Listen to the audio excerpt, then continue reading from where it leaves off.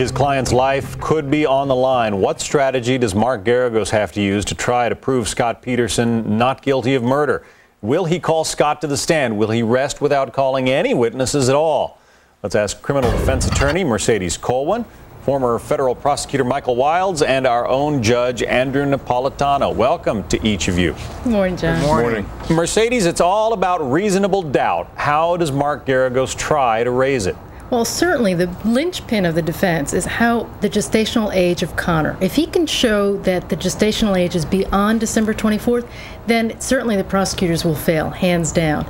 And there's lots that's been talked about how old he was, and lots of the pathologists have gone back and forth. Some have said that they were 31 weeks, some have said 38 weeks. The coroner that first arrived said that the baby was full term. So there's lots of fodder for reasonable doubt, and if Geragos puts in a solid expert, which I expect he will, and it's going to concentrate and say that baby was either born alive or alive after December 24th, that's the end of the prosecution's case. But, Michael, I mean, you've got 4 kids. You know, pregnancy and that whole thing, that's not an exact science. It's going to be pretty easy for jurors to say, well, it could have been this, it could have been that, isn't it?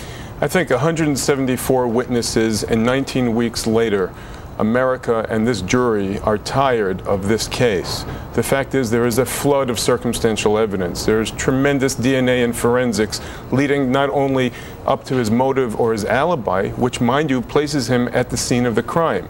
I think the government has clearly met its burden, and he's got to be very suspicious and very careful going through this, Geragos, when he presents this case. He's not a credible person. You think he's going to get convicted? Absolutely. Judge, you've presided over a lot of cases where I'm sure reasonable doubt entered into the minds of people where maybe it shouldn't have.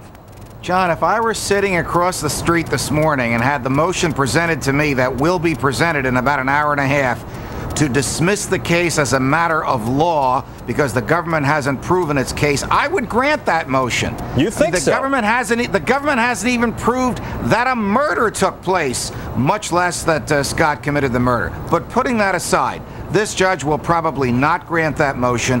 The first set of witnesses will probably be Scott's parents or friends, what few of them he has left, attempting to humanize him.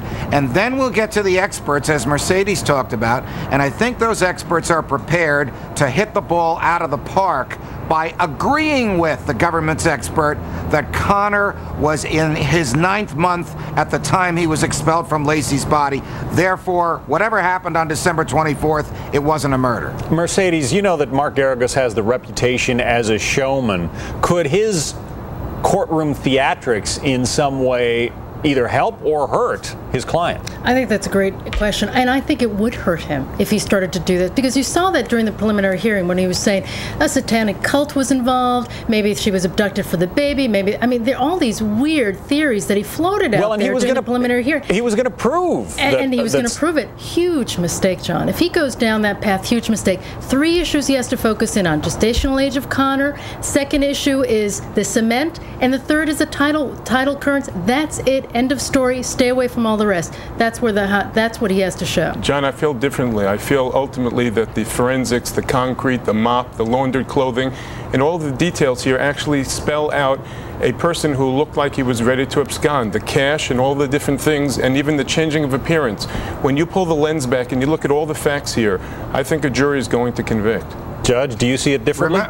Yeah, I do. Remember, when the jury retires to deliberate, the judge is going to give them the instructions, and he's going to say, if you believe there's a reasonable explanation for Scott's behavior, you must accept the reasonable explanation as opposed to the government's explanation, because the government has to prove this crime and every element of it beyond a reasonable doubt and to a moral certainty. That's a very high bar that the government has not yet met. And I also think the final point, and I think Judge raises excellent points here, is that this is a death penalty case. So this jury has to say, we are prepared to sentence this man to die. All right. If we believe it. And I think it's I'm curious how the attorney is going to handle this flood of circumstantial evidence, and he will, and everybody will have their opportunity in court. Going to be interesting to see what happens on this opening day of the defense case. Michael Wilds, Mercedes Colwin, and Judge Andrew Napolitano. Appreciate it. Thank you. Thank you, John. All right, Bridget, what's coming up next? All right, John, President Bush and John Kerry both attacking each other's credibility before the final debate. Will it help or hurt them? We'll take a closer look at their strategies. Also, a break-in at a Bush-Cheney campaign office, and this isn't the first time. Is it politically motivated? Also, people might be feeling the pinch at the pump with record-breaking oil prices. We'll tell you why they're hitting an all-time high coming up in Fox's Morning Market Report. Most people don't mean to be hurtful, but when you're really overweight, you hear all the comments. So you learn to build a wall around yourself to block out what you don't want to hear. Then I overheard someone talking about Jenny Craig, and I'm glad I listened. There's never been a better time to join Jenny Craig with their personalized one-on-one counseling. And now, for a limited time, lose 20 pounds for $20 plus the cost of food. Call 1-800-JENNY20. I was at a party recently, and I overheard this woman say she looks absolutely beautiful. And you know what? She was talking about me. There are many reasons to be hopeful about America's future. Nearly 2 million new jobs in just over a year. Nearly 2 million more people back working. Nearly 2 million more people with wages. Nearly 2 million more people with more security. Nearly 2 million